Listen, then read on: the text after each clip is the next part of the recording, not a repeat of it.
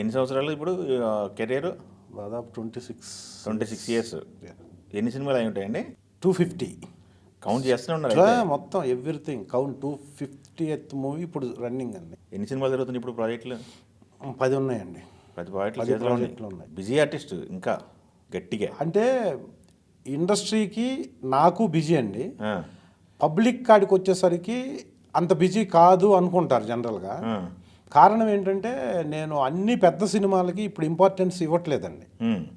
1-2 పెద్ద సినిమాలు చేస్తూ సైమల్టేనియస్గా ఒక చిన్న సినిమాలు క్రెడిబిలిటీ ఉన్న క్యారెక్టర్స్ దాదాపు ఒక 5-6 సినిమాలు జరుగుతుంటాయి. అంటే అది నాకు నేను తీసుకున్న డెసిషన్ అనమాట.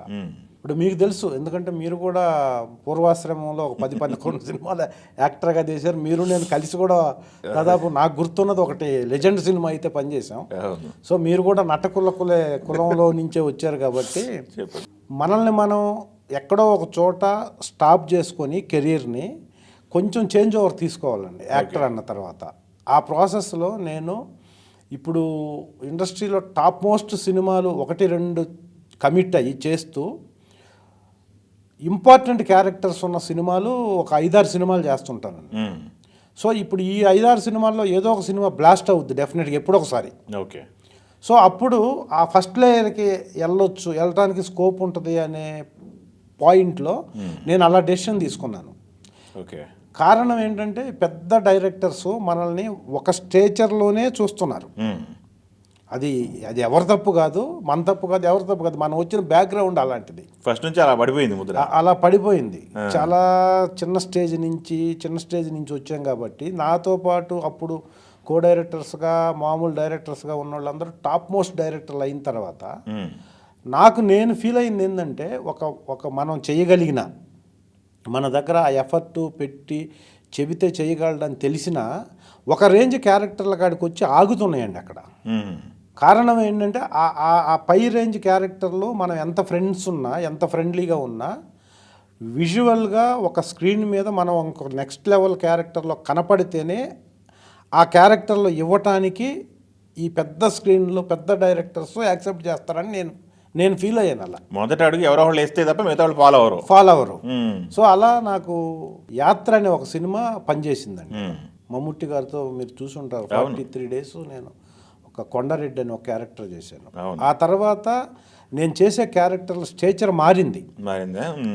కానీ ఫుల్ ప్లెడ్జ్డ్గా మారటానికి నేనంటూ ఓన్గా కొన్ని డెసిషన్లు తీసుకోవాలనే పాయింట్లో ఒక చోట కొంచెం స్లో అయ్యి అన్ని పెద్ద సినిమాల్లో కనపడటం మానేసి, కనపడితే ఒక అచీవ్డ్ క్యారెక్టర్ ఆ సినిమాలో ఆ స్టోరీకి బేస్ అయిన క్యారెక్టర్లో కనపడదామని కొన్ని క్యారెక్టర్లు అలా చూస్ చేసుకొని ఇప్పుడు జరుగుతున్న ప్రాజెక్టుల్లో చాలా సినిమాలు అలాంటి క్యారెక్టర్లు చేస్తున్నాను. ఓకే. విలేజ్ ప్రెసిడెంటు, లేదంటే హీరోకి యూత్లో ఒక చేజింగ్, ఒక రన్నింగ్ లాంటి ఫైట్స్ లాంటి ఒక యాక్షన్ ఎమోషన్ ఉన్న ఫాదరు, హీరో పెద్ద అయిన తర్వాత మిడిల్ ఏజ్. ఇలా మనకి మనం ఒక చోట ఆగి డెసిషన్ తీసుకుందాం అనే పాయింట్లో, ఎందుకంటే మీరు నెక్స్ట్ పెద్ద సినిమాలు ఎక్కువ కనపట్లేదేమో అడుగుతారేమోనని నేను అందుకని మీరు తగ్గించుకున్నారు. అవి తగ్గించుకోలేదు, ఇవి చేస్తున్నాను. ఓకే. మరి ఫైనాన్షియల్ పొజిషన్ ఏంటి మీకు? మరి సపోర్ట్ మీరే కొన్ని గిర్రలు తీసుకునే పొజిషన్లోకి వచ్చారంటే ఫైనాన్షియల్గా స్ట్రాంగ్ అయి ఉంటారు కదా? కొంతవరకు అంటే హైదరాబాద్లో సినిమా ఇండస్ట్రీ మీద కంప్లీట్గా డిపెండ్ అయ్యి ఒక నెలకు ఒక 20 days 25 days చేస్తేనే నేను సర్వేవల్ అన్న స్టేజ్ నుంచి బయటకు వచ్చాను. ఫస్ట్లో మొదటి స్టేజ్ అదే కాదు, దానికంటే ఇంకా కింద. ఎందుకంటే అండి నేను ఫైనాన్షియల్గా ఫ్రమ్ ద బిగినింగ్ నుంచి వీక్ కాదు. మా ఫ్యామిలీ బ్యాక్గ్రౌండ్ కానీ, మా మిసెస్ వాళ్ళ ఫ్యామిలీ బ్యాక్గ్రౌండ్ ఇక్కడ చూసుకుంటే నేను స్ట్రగుల్స్ పడాల్సిన పని లేదు. కాకపోతే నేను మీరు అన్నారు ఒక గిరి గీసుకోనని, ఇప్పుడు కాదండి, నేను ఫ్రమ్ ద బిగినింగ్ ఇండస్ట్రీకి వచ్చినప్పుడే ఒక గిరి గీసుకొని వచ్చా. ఓకే.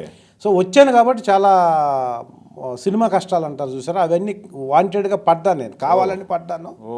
ఎందుకంటే డిపెండెంట్గా కాకుండా మనం ఎవరి మీద డిపెండ్ అవ్వకూడదు అన్న పాయింట్లోనే నేను వచ్చాను ఇండస్ట్రీకి. స్వతంత్రంగా ఉండాలని. కాబట్టి ఈవెన్ మా ఫాదర్ మీద కూడా ఫ్రమ్ ద బిగినింగ్ నేను డిపెండ్ అవ్వాలి, అందువల్ల ఇబ్బందులు పడ్డాను. దిల్ వరకు. దిల్ తర్వాత అంత ఇబ్బందులు లేవండి, ఎందుకంటే మనం నేల విడిసి సాము అంటారు సామెత. అది అప్పుడు లేదు, ఇప్పుడు లేదు, ఇంకెప్పుడు నా లైఫ్లో లేదు సార్ అది. ఓకే. లేకపోవటం వల్ల రియలిస్టిక్గా ఉన్నాను కాబట్టి పెద్దగా డిపెండెంట్ కాకపోయినా కూడా ప్రాబ్లమ్స్ ఫేస్ చేయలేదు. బట్ ఇప్పుడున్న పొజిషన్ చూస్తే అప్పుడు చాలా ఫేస్ చేసినట్టే లెక్క. ఓకే.